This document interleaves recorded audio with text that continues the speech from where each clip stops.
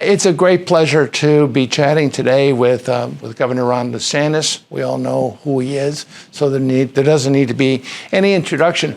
Governor DeSantis has been involved in a number of issues dealing with the media, and it's no surprise to me that the media have responded. Governor, I'd like to ask you three questions. One about the news media, one about social media, and the third one about AI. The first one dealing with the news media. We've monitored how they've treated you and how they've treated all the Republican candidates. All the focus is always on how awful they are to Donald Trump.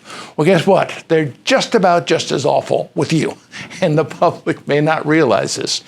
In the analysis that we did, 78% of the coverage of you has been negative. And what's amazing about that is that you have got an extraordinary story to tell about Florida. What do you say, A, about that, but B, is that not election interference when the networks are deliberately trying to derail Republicans? Well, there's no question that they have an agenda, and you guys have pointed this out, I think, very appropriately for a number of years. It's a partisan agenda. They are trying to advance a victory for the Democratic Party. I think one of the reasons that they've been so negative on me is because they do see all the success that we've had in Florida. We took a state that had been a 50-50 state, 1-point race, and we turned it into an almost 20-point victory with super majorities in the Florida legislature. And we are beating the left on issue after issue. So they see that model from Florida, and I think they really fear if that model were implemented nationally, what it would do to their friends on the political left. Because that would mean not only would we be fighting the left, but we'd actually be winning against the left for a change, and we'd be able in the process to lead this country to a great comeback, which is what we sorely need. So I think it's par for the course. It's something that I expected going into this. But one thing that's interesting, being on the trail in some of these places, some of the early states, you talk to voters when they get to see you. You can tell some who the only thing they knew about me was corporate media, and then when they see me in the flesh, they're like, "Man, you're good. I know why they like you in Florida now." So they definitely are trying to present a different picture. And I've had a number of voters say just them observing me in person is so radically different from how the media tries to present me. Well, okay, more election interference. Now from social media. Studies are showing that more and more people are going to search engines to get their information on things. That's where they're going. They're not going to television. They're not going to social media. They're going to search engines. If you go on a search engine, 92% of the public go to Google. On Google, 99 point something of searches are done on the first page. What do you say, Governor, when I tell you that on the eve of the first presidential debate, when we did a search and asked them about presidential campaigns on the eve of your first debate, not one single Republican, including you, appeared on the first page of Google. And yet, Joe Biden did, Marianne Williamson did, and even people like Elizabeth Warren and Hillary Clinton and Bernie Sanders, who weren't even candidates, all of them were on the first page. You were on the second, where less than 1% of people looking for information on you could find you. What do you say about that? Is that not election interference? Well, I think for sure, if you look at Google maybe 15 years ago and you put in a search and it had something to do with maybe a conservative idea or policy, you would get a lot of conservative websites. You'd get conservative think tanks. It would be very relevant to what you as a conservative were looking for in that search. And then I think things in the last decade or so have really changed, where those searches are definitely being manipulated. I mean, if you're doing similar searches, trying to find some commentary on a political topic that conservatives are interested in, and you search, you will get New York Times, Washington Post, NBC. That'll be the results. So there's no question that they have changed this in the last 10 years in a way that is skewing very, very left and very, very much anti-Republican. So couldn't you say that those are illegal campaign contributions? Well, here's the thing.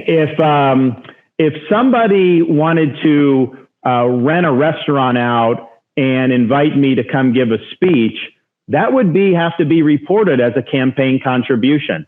You would not just be able to do that. So the question is, if that's the case, manipulating a massive online platform to benefit one party over another, how would that be less significant in terms of contribution than somebody just going to rent a restaurant, inviting friends, and asking a candidate like me to come and speak? So of course, it's something that is being done to change elections. So is this something that President DeSantis would be looking at? Yeah, we could. I mean, I think that, you have FEC, you have all this stuff, and those have been ineffective bureaucracies. And so the question is you'd have to do it in a way that was principled, which I think you could, and that was making sure that everybody is treated equally. But I think that these guys have gotten a pass. I do think they're using corporate resources to be able to influence elections. And that is just not something that you can do without reporting under our system. Let's turn to current events, Israel, which is near and dear to you, and you've been very active on this front. I want to read you something and get your comment on it. AI, artificial intelligence, really is the future, and it's scaring the bejesus out of a lot of people, the way it can be manipulated. Google has its system called Bard. When it was introduced, Larry Page, who's the co-founder of Google, said that it would, quote, understand everything in the world, unquote, and, quote, give you back the exact right thing. So we asked Bard to tell us about the IRA, the Irish Republican Army. They knew all about it and its terrorist background. We asked them about Antifa. They knew all about Antifa. We asked about Black Lives Matter. It knows all about these things. Then we asked, what is Hamas? Here's the answer we got. Quote, I'm a text-based AI, and that is outside my capabilities. We asked the same question about Hezbollah. We asked also, where is the Vatican? And what is the Vatican? And the AI knew. We asked, what is Mecca? And where is Mecca? AI knew. Then we asked, what is the capital of Israel? And they didn't know. And we asked, what is Jerusalem? And what is Tel Aviv? They didn't know that as well. What does that tell you about what the world, how AI is? I look at what's the backlash against Israel. And I ask myself, to what degree is that because of this AI agenda against Israel? What do you think, Governor?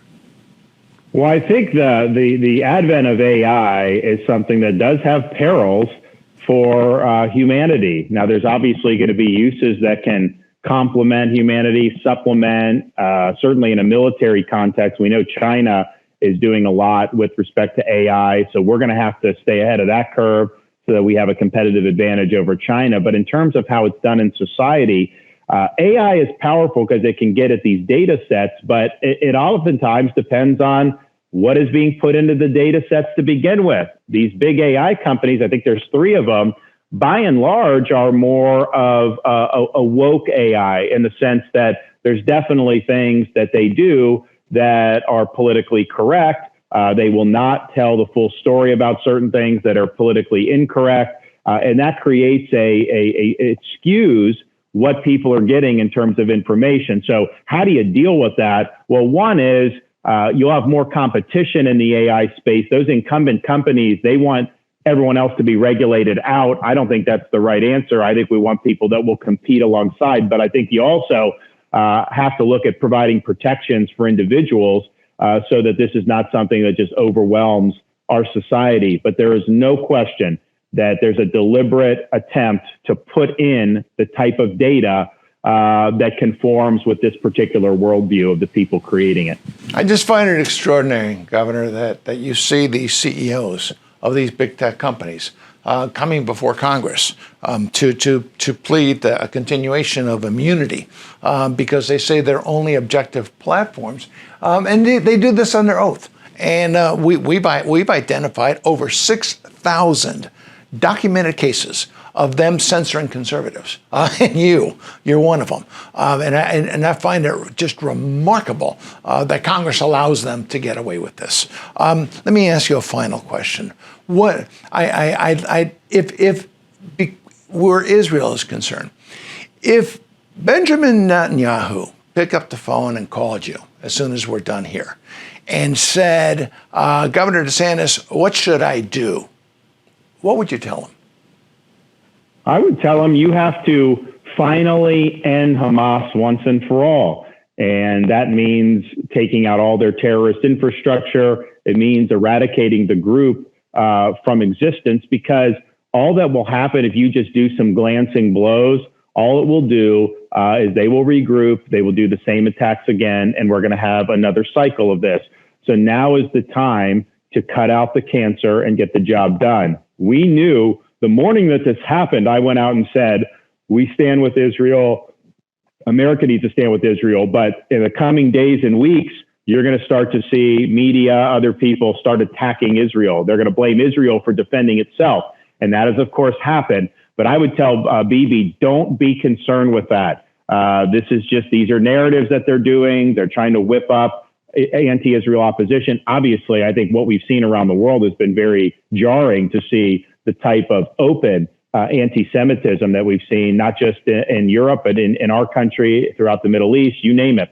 But he's just got to get the job done. We should support him publicly, privately, in word and in deed, and let them see it through. Because if we had something like that happen to our country, it would have been the equivalent of about 50,000 Americans massacred based on our population size. There is no way that we would allow that to happen. We would end the problem immediately. I don't know why Israel should be expected to do anything less. You went way beyond vocal support. What did you do immediately? Well, so we knew it would be a big issue for the state of Florida because we've got close relations with Israel. A lot of our citizens go back and forth, and we find out Biden wasn't helping people get out of Israel. You didn't have you didn't have the State Department. You didn't have the embassy. They weren't offering any help. So we did an executive order. I scrambled resources, and we sent planes to Israel, and we brought back over 700 Americans, mostly Floridians, but not all, back to the state of Florida. The first flight we did a few weeks ago, 271 passengers landed, 91 were children. And these are people who they very well could have ended up hostages if they didn't have an ability to get out of Dodge. And so some of the stories were really harrowing about how they had to dodge checkpoints and all this other stuff to be able to get to Ben Gurion Airport. But we were glad to step up and lead, and we were glad to be able to rescue people from a very difficult situation. That's a typical story that's been censored. I gather NBC did a good job on that, but they're about the only ones who did it. When you get up in the morning and you have to deal with the press, how difficult is it? That's my final question to you. Lee, how difficult is it when you are doing a press conference and all the media are there and you know you're either going to be censored, you're not going to put the story up, or if they do, they're going to attack you. They're not going to give you a fair shot. Well, how do you do that every day?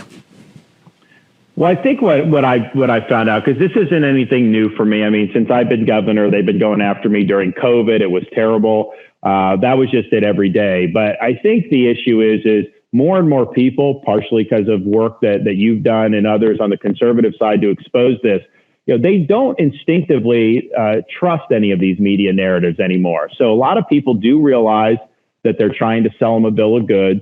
And when you go out there and speak forcefully and you speak the truth, well, that's something that penetrates. So my view is they come after me, they can do this.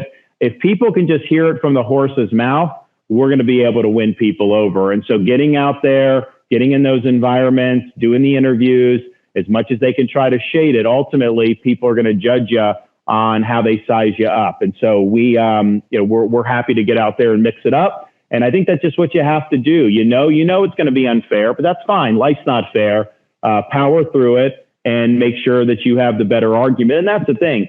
When they're doing fake narratives, it's actually easy to beat down those narratives. And that's what we've done time and time again for the last few years. And that's what we'll continue to do. But I do think it's important to have a president who can go toe to toe with these folks who, when they are doing the fake narratives, is going to be able to fight back, but fight back with facts and precision in a way that will actually get people to take your side with the general public. And that's what we've been able to do in Florida, and that's what we'll be able to do nationally as well. I asked you that question, Governor, for this reason. On the other side of the camera, I'm watching, and I look at how these interviews take place. And I've got to tell you, of all the candidates out there, and perhaps even all public figures out there today, when it comes to dealing with vicious attacks from the media and doing it on the spot, I really don't think there's anyone who's better than you are. I mean, I've watched you do it. It's extraordinary. Anyway, we're going to wrap it up there. I want to wish you the very best of luck, Governor, in the days to come. I know it's grueling. There's some good people out there, but you've got a great story to tell, and I hope it gets out. Thank you, Governor. Thanks so much. Thanks for having me.